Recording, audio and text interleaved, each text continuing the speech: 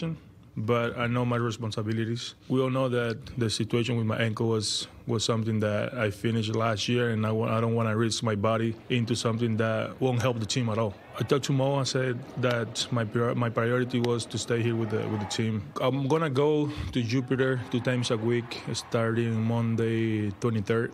I'm going to be there Monday, Thursday until spring training start.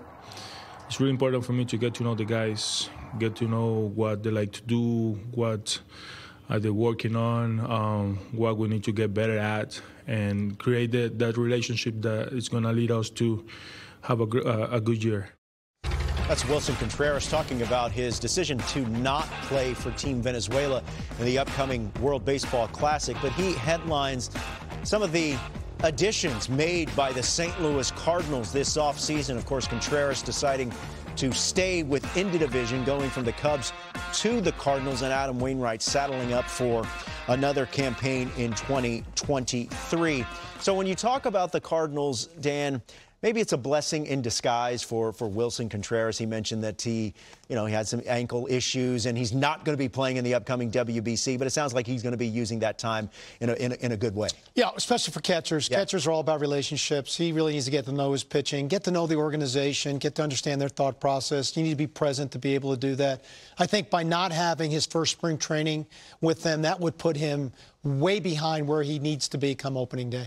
Case, when you look at the National League Central, you don't know what the Brewers are going to look like. They seem to be making some changes. Chicago Cubs, they added a lot this offseason. Where are you on the Cardinals and how they fit within that division? Man, I just think the Cardinals are still the cream of the crop. I think the Brewers, obviously, their pitching is really good. Yeah. But when you look at the Cardinals, they find a way to get it done every year. And I think when you look at that lineup now, with Contreras, Goldschmidt, and Arenado at 2, 3, 4, that's elite to me.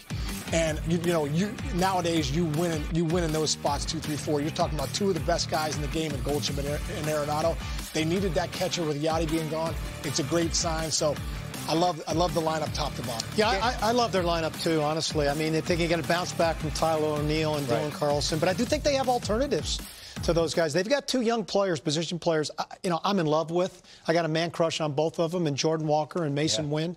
One is, I think, going to be a corner right fielder, who's a third baseman. They moved him to the outfield. I don't think he's long. I think he's going to make things very interesting in spring training. And Mason Wynn is a dynamic, multi-talented, toolsy shortstop that I think is going to go to AAA and be knocking on the door soon. It comes down to me, Robert, with their starting pitching. When I rank their starting pitching right now in the National League, they're 9th and 10th. And they can go a lot higher if they can get the 2019 version of Jack Flaherty. Right. I think that is going to be a key to the season. They've got a lot of good contributors. They have some depth in the rotation with other guys. It's just that who's going to start game one of a crucial series or a postseason game? That's the one thing that has to emerge from the mix of guys that they have. Sean, Jack Flaherty was recently said, look, I was disappointed that I couldn't be myself last couple of years with the shoulder injury, but he feels like he's close to being back 100%. How big of a difference is that for the Cardinals if he's what he was in 2019? They are a different team if Flaherty's healthy, because this guy's got elite top-of-the-rotation type stuff. If he could give you 28 to 32 starts, I mean, this guy's an absolute workhorse. His stuff plays, no doubt about it. But you look right here, you even go back to 2019 at 2.75 ERA with the 196 innings. I think that's the big thing. We just haven't seen the health from him. But if he's healthy, this team's so different. It's interesting to me is that they're the one team in the game that's got outfield depth. And as the Marlins continue to look to add to their outfield, do these two teams, organizations, match up with the depth the Marlins starting pitching have?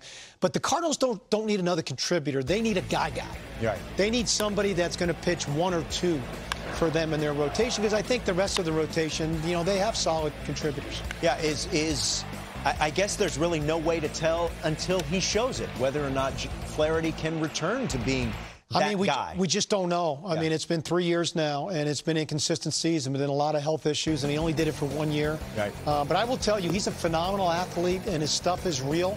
And all starts, as Case knows, Nobody knows how difficult the game of baseball is to play when you're not healthy, other than the ones that try to play when they're not healthy, which he has done from time to time. It doesn't work. And it doesn't work. So if he says he's healthy, and players know thy body better than anybody else, if he said he's healthy, then I think it's just a matter of time that he needs to get the reps in. If you're in that Cardinals front office right now, is that the most pressing concern you have right now, a couple weeks before pitchers and catchers are set to report? It would be, for me, is just seeing if the Jack Flaherty of old is going to be the Jack Flaherty we're going to see in 2023. All right, so we'll have to see what holds in store for the St. Louis Cardinals in 2023. These guys are leaving behind some big shoes to fill. Coming up, we're going to tell you the candidates to replace them. You're watching MLB Tonight.